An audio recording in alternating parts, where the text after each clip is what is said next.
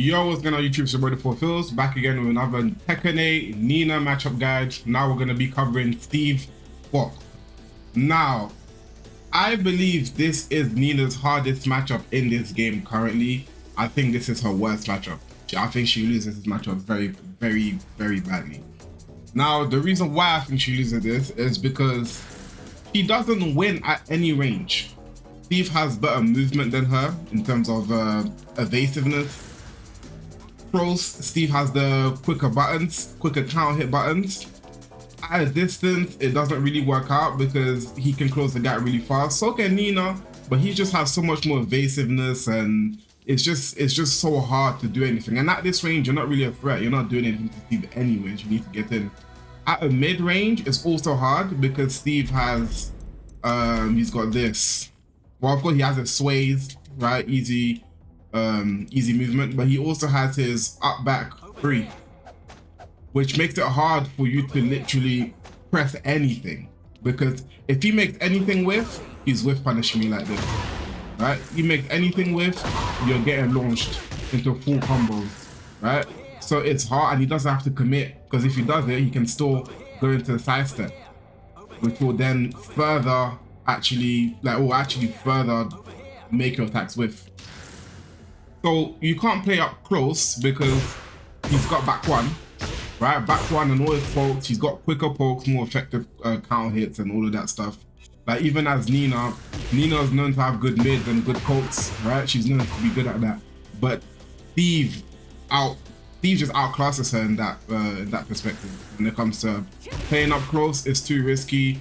Playing at this range is too risky. You're giving him too much freedom to move around. Long range is not going to benefit you as well. You're not really doing anything there. And even at a long range, Steve has moves to just close the gap so easily. Like he's got this easy, just close the gap, can't do too much about it. Travels a long distance, you can't really get away from him either. And stuff like 4-4-2 closes the gap. A lot of this stuff is hard to step because he's doing a lot of jabs as well. Yeah, it's just, there's not many ranges you can really play at in this matchup, which is why I didn't know how I was going to make this video in general.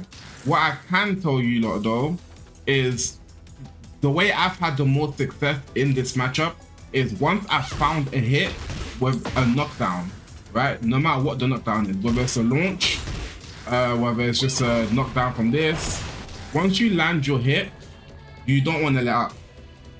You want to keep pressure. So this guy's going to be a little bit different. It's not going to be too many specific things, because ultimately that's not what matters in this matchup. Ultimately what matters the most in this matchup is simply being able to carry on your pressure. So that's going to come with how you end your combos, what you do in specific situations. So let's say I was to do a combo, right? Let's just say anything, right? That. Say I just do this, simple, not optimal, just whatever, right? I wouldn't want to be in this situation because I don't really get Oki after this, right? I'd have to run up. Obviously he didn't get up there, but if he got up quickly, I wouldn't really get the Oki that I want to get to stick to the character, to actually stick to him. Because you don't want to give him space once you've knocked him down. You want to steamroll this character. You don't want to give him the opportunity to really do anything, otherwise he gets too comfortable.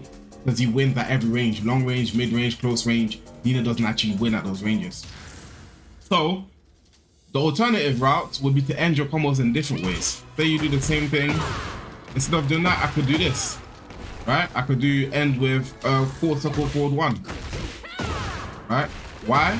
Because it doesn't go as far. The opponent floats. It gives me more time to actually catch up with him to get better Oki.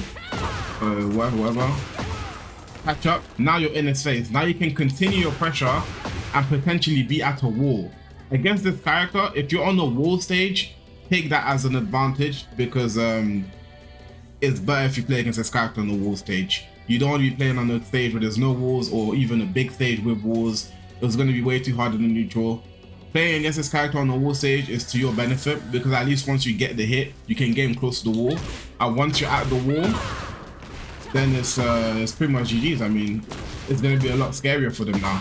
because now they don't really have anywhere to move. They can't really move around the way they like to when there's a wall involved, you know. And if they do, it's really at their own risk, because then they can take more damage, right?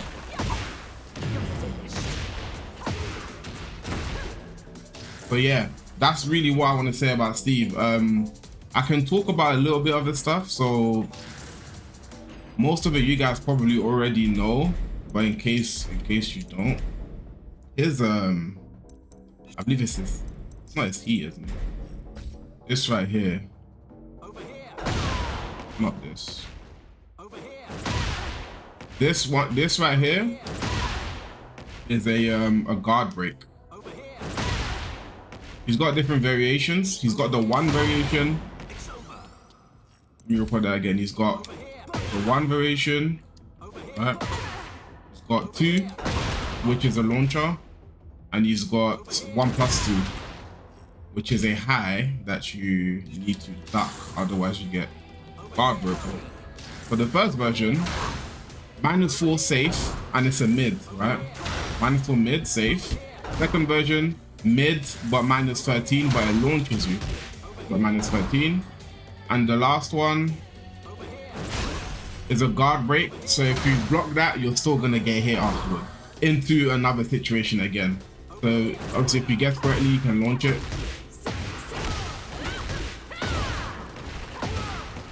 If you guess correctly, you can launch it. But that's pretty much the situation that you're getting there in the. And also when it comes to his heat, I believe it's this right here. When he does this, he's got follow-ups. Got a 1 follow-up. He's got 2 follow-up, which is a launcher naturally. 1+2 he can do. What's his throw? There we go. Well, if he goes into throw, you're pretty much guessing on what button he presses afterwards. This was the 1 follow-up. This was the 2 follow-up. You're pretty much guessing on what follow-up he goes for. There's no real tell. So as soon as he goes for the grab, you just guess between 1 or 2, depending on what you think he went for there. Yeah, and then this was 1+2. So 1, 2, or 1+2. You pretty much have to guess on which one you think he's gonna go for. That's pretty much a true 50-50 as far as I know. When he's in heat. Now I know this looks like this guy was really short and rushed. I promise you it wasn't rushed. Of course, there's maybe some little things I could have talked about, but in general, what determines why this matchup is so hard is basically because Nina doesn't beat Steve at any range on the screen. So you know how I usually start my matchups with, oh, in the neutral, you want to stand at this range, you want to play around this move, there isn't really moves to play around too much because everywhere on the screen is a disadvantage. So I couldn't come and tell you guys really like, you know, oh, play on this range, play on this range. It doesn't really work like that in this matchup. This is one of the very few matchups where that's the thing. Steve just happens to be the hardest matchup for Nina as far as I'm concerned. So yeah, my best advice is you want to try and steamroll this character. Stick to him like glue once you get the knockdowns. Don't let him breathe. That's the most success. That's when I've had the most success playing against Steves. And I've played God of Destruction Steves, lower rank Steves, everything. I'm just letting you guys know. You let this character, you leave him room to breathe and you try and play clean or this neutral, it doesn't really work out because he just outclasses Nina in those. He really just does.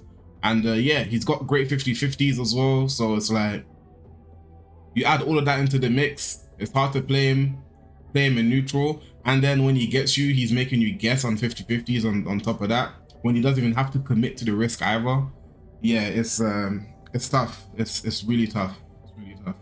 Just make sure if you get your hit, you try and keep the pressure as much as you can. That is, to me, what will give you guys the best results. But yeah, hopefully you guys enjoyed this guide. It seems like character's a bit hopeless. It's not. You can still win. It's Tekken 8. You can still win any matchup. It doesn't matter. I'm making it sound like it's impossible. Of course it's not.